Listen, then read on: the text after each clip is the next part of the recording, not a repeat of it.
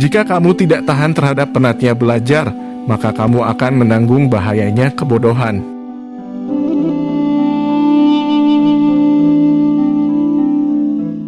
Ilmu itu seperti air, jika ia tidak bergerak, maka ia akan menjadi keruh lalu membusuk.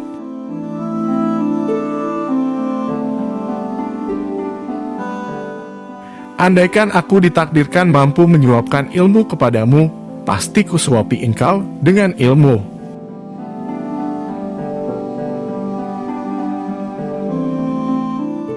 Besarnya rasa takut itu sesuai dengan kapasitas ilmunya.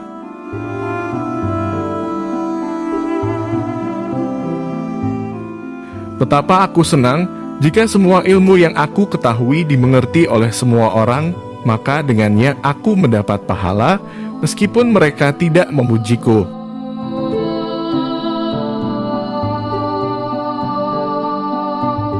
Ilmu itu bukan yang dihafal, tetapi yang memberi manfaat.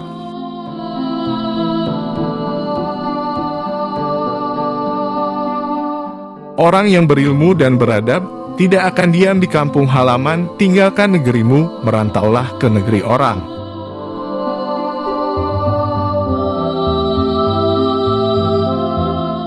Orang yang mengkaji ilmu faraid dan sampai pada puncaknya, maka akan tampil sebagai sosok orang yang ahli berhitung. Adapun ilmu hadis, itu akan tampak nilai keberkahan dan kebaikannya pada saat tutup usia. Adapun ilmu fikih, itu merupakan ilmu yang berlaku untuk semua kalangan baik muda maupun yang tua, karena fikih merupakan dasar dari segala ilmu.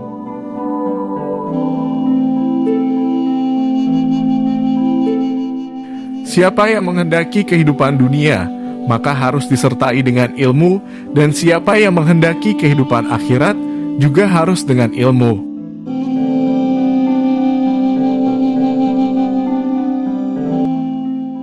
Ilmu tidak akan dapat diraih, kecuali dengan ketabahan.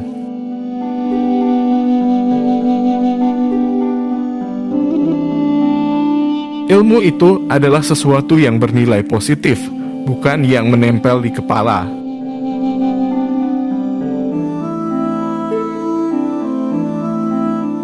Tujuan dari sebuah ilmu itu adalah untuk mengamalkannya.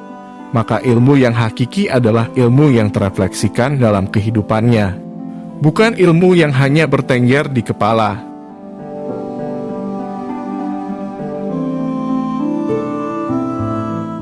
Jika terdapat banyak kebutuhan yang harus dipenuhi, maka mulailah dari yang terpenting dan mendesak.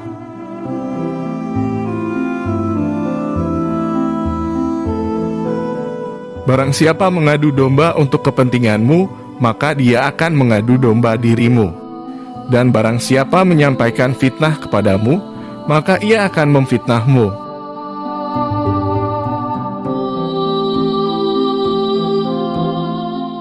Kaji dan dalamilah sebelum engkau menduduki jabatan, karena kalau engkau telah mendudukinya, maka tidak ada kesempatan bagimu untuk mengkaji dan mendalaminya.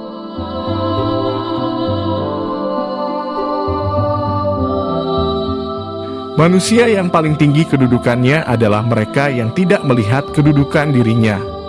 Dan manusia yang paling banyak memiliki kelebihan adalah mereka yang tidak melihat kelebihan dirinya.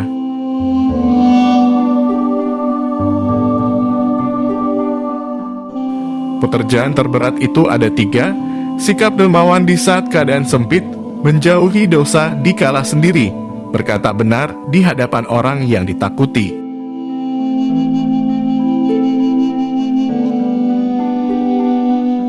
Pilar kepemimpinan itu ada 5, perkataan yang benar, menyimpan rahasia, menepati janji, senantiasa memberi nasihat, menunaikan amanah.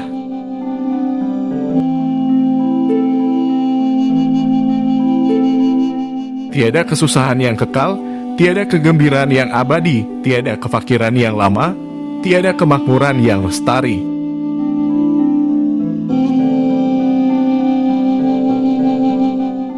Sebagaimana Tuhanmu telah mencukupkan rezekimu di hari kemarin, maka jangan khawatirkan rezekimu untuk esok hari.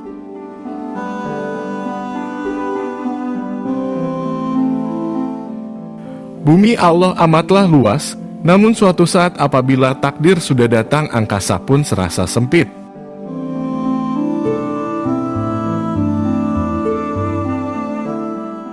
Apabila sikap hatimu selalu rela dengan apa yang ada, maka tak ada perbedaan bagimu antara dirimu sendiri dan para hartawan.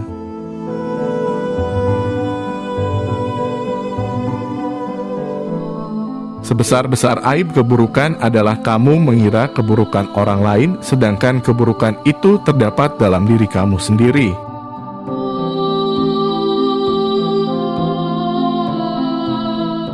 Biarlah mereka bersikap bodoh dan menghina, dan tetaplah kita bersikap santun, gaharu akan semakin wangi ketika disulut api.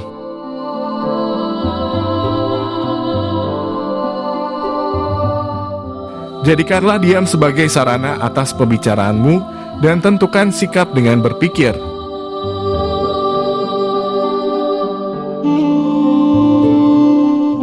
Menghindarkan telinga dari mendengar hal-hal yang tidak baik merupakan suatu keharusan, sebagaimana seseorang mensucikan tutur katanya dari ungkapan buruk.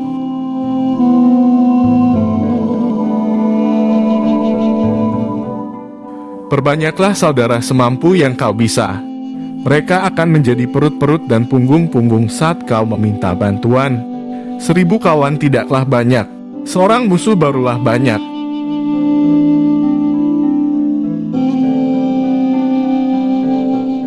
Silakan hina diriku sepuas kalian, aku akan tetap diam saja.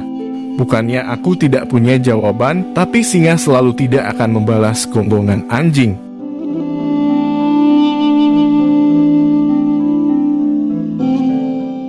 Terlalu keras dan menutup diri terhadap orang lain akan mendatangkan musuh, dan terlalu terbuka juga akan mendatangkan kawan yang tidak baik.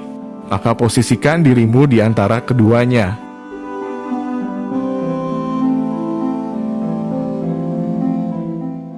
Orang yang hasad itu akan merasakan penyesalan yang begitu panjang, kedudukannya pun akan sirna.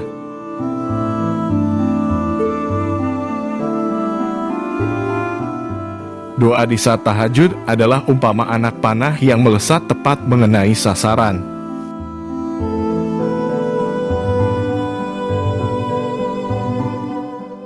Engkau takkan mampu menyenangkan semua orang.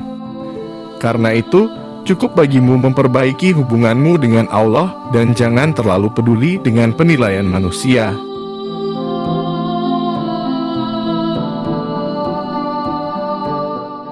Jadikan akhirat di hatimu, dunia di tanganmu, dan kematian di pelupuk matamu.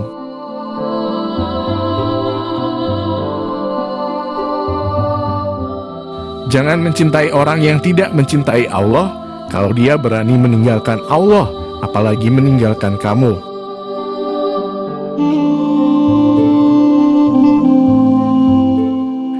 Jika semua orang menjauh ketika engkau mendapat kesulitan, maka ketahuilah bahwa Allah Subhanahu wa Ta'ala ingin membuatmu kuat dan Ia akan menjadi penolongmu.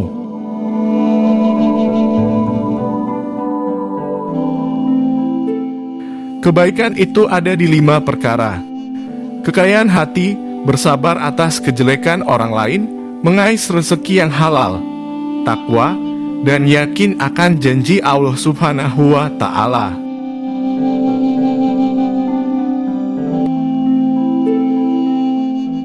Perbanyakan menyebut Allah daripada menyebut makhluk, perbanyakan menyebut akhirat daripada menyebut dunia.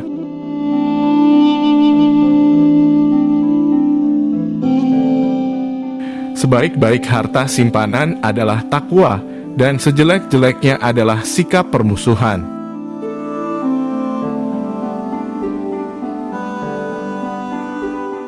Siapa yang menginginkan husnul khotimah di penghujung umurnya, hendaknya ia berprasangka baik kepada manusia.